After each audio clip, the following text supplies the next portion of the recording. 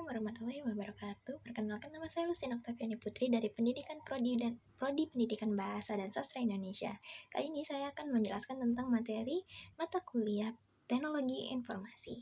Nah, di mana saya akan membawakan pembahasan tentang bagaimana sih pembelajaran bahasa dan sastra Indonesia dapat mencakup media digitalisasi. Kita bahas ke yang pertama dulu, yaitu pengertian bahasa dan sastra Indonesia dapat mencakup hal-hal tersebut. Jadi kita mulai dari dasarnya dulu, apa sih pembelajaran bahasa dan sastra Indonesia tersebut. Nah, jadi pembelajaran ini merupakan sebuah ilmu linguistik dan kesusastraan yang digabungkan menjadi satu, di mana beberapa hal yang dipelajari dalam pembelajaran bahasa dan sastra Indonesia ada yang namanya morfologi, fonologi, semantik, dan juga apresiasi sastra dan juga pengkajian sastra.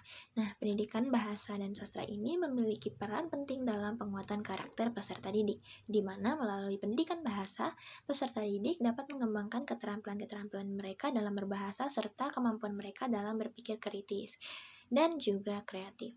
Kemampuan berbahasa ini dapat digunakan untuk komunikasi dan transfer informasi yang dilakukan secara efektif.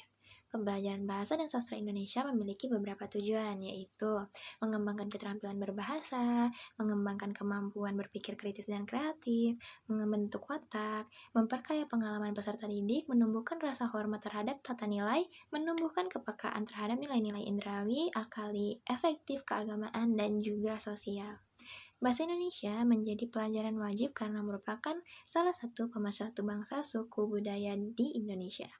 Bahasa Indonesia juga menjadi sarana komunikasi dalam masyarakat modern, di mana ada beberapa cara untuk mempelajari bahasa Indonesia, yaitu mengakrabkan diri dengan bahasa Indonesia yang baku sesuai dengan KBBI yang ada, memahami definisi diri dengan bahasa Indonesia yang baku tersebut, memahami definisi dan juga penggunaannya, pemahaman struktur kalimat dan juga tata bahasa, dan mengikuti dinamika perkembangan bahasa. Biasakan banyak juga membaca buku-buku yang mengandung bahasa Indonesia yang baku. Nah, bagaimana sih hubungan media digitalisasi atau media-media di mana pembelajaran ini dapat diaplikasikan? Jadi, banyak media yang memiliki peran yang sangat penting dalam proses pembelajaran, karena dalam media tersebut, kita dapat menciptakan proses pembelajaran yang efektif dan juga kreatif, di mana media dapat memuat materi pembelajaran yang memudahkan guru dalam melaksanakan aktivitas pembelajaran, serta berfungsi untuk menerangkan makna materi yang sulit dipahami oleh siswa. Pembelajaran bahasa dan sastra Indonesia dapat dihubungkan dengan media digital melalui beberapa hal di antaranya. Ada aksesibilitas, di mana media digital memungkinkan siswa mengakses materi pembelajaran kapan saja dan di mana saja. Hal itu menciptakan fleksibilitas dalam waktu belajar dan menghilangkan hambatan dari ruang dan juga waktu. Interaktivitas adalah yang selanjutnya, yaitu media digital dapat memberikan pengalaman belajar yang lebih interaktif dan juga menarik. Platform digitalisasi pendidikan adalah yang selanjutnya. Beberapa platform digitalisasi pendidikan yang dapat digunakan adalah Semifima, Endelik, Moodle, Google Classroom, Edmodo, dan Schoology, dan masih banyak lagi. Dalam pembelajaran bahasa dan sastra Indonesia, media memiliki peran yang sangat penting karena dapat menciptakan proses pembelajaran yang efektif dan dapat menciptakan proses pembelajaran yang kreatif. Media dapat membuat materi pembelajaran yang memudahkan guru dalam melaksanakan aktivitas pembelajaran bahasa, antara lain yaitu ada discovery based learning, project based learning, dan problem based learning. Nah, ada juga nih cara untuk menyalurkan bakat kita dan mengisi waktu luang di era modernisasi yang sekarang. Jadi, anak-anak zaman sekarang kalau meluangkan waktu pasti bermain game, dimana kita bisa memanfaatkan keadaan tersebut dengan menciptakan game yang mengandung materi-materi pembelajaran yang dikemas secara unik untuk menarik perhatian mereka dalam belajar sambil bermain. Nah, di sini idenya adalah pembelajaran bahasa dan sastra dapat dikemas secara unik dengan menggunakan teknologi, yang itu menciptakan game santai dengan konteks materi sastra sebagai pembelajaran atau isi permainannya, di mana game ini terinspirasi dari game teka-teki ataupun game memori game, bahkan game cerita, di mana contoh pembuatan game ini dapat mengembangkan pemahaman kita dalam pembelajaran sastra, namun juga meningkatkan otak kita untuk mengingat materi-materi yang telah kita ketahui di dalam game tersebut, dan membuat pembelajaran lebih menarik. Bagaimana jika membosankan? Jadi, dalam permainannya tentu harus diimbangi dengan adanya reward ataupun hadiah-hadiah dari pencapaian yang akan dicapai atau diraih di setiap level, di mana quest dan misi jika mampu dikerjakan maka akan naik ke level berikutnya dengan reward yang lebih tinggi, di mana agar siswa-siswi tersebut tetap tertantang untuk melanjutkan level-level berikutnya.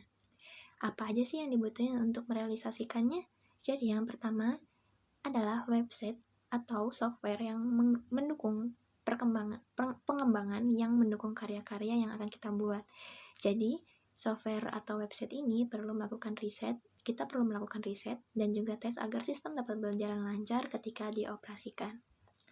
Lalu yang kedua, ada materi-materi yang harus disiapkan untuk menjadi topik bahasan di setiap game atau di setiap level.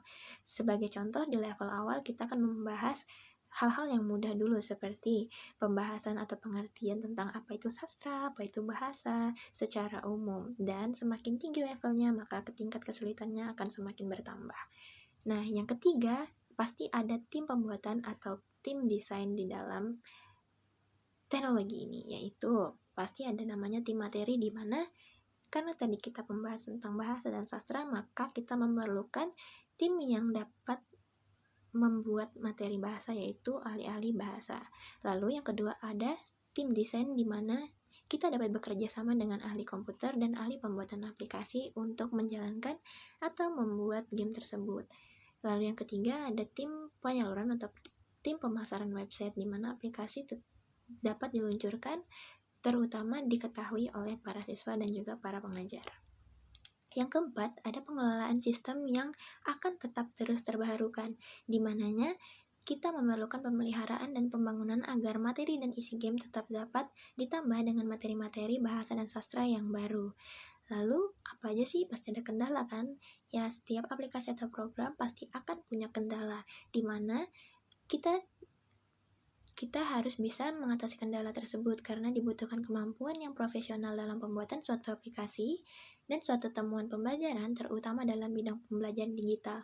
Namun, bukan berarti mustahil dilakukan. Sudah semestinya para pengajar masa depan seperti kita mulai terjun ke dunia digital agar tidak gagap dalam menggunakan teknologi dan dapat menciptakan pembelajaran baru yang menarik untuk dijadikan bahan ajar bersama anak-anak di masa depan.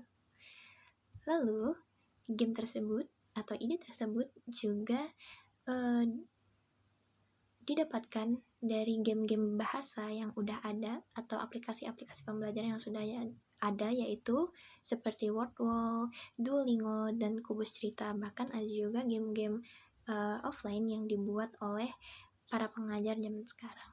Oke, itu saja yang bisa saya jelaskan dalam materi ini. Terima kasih.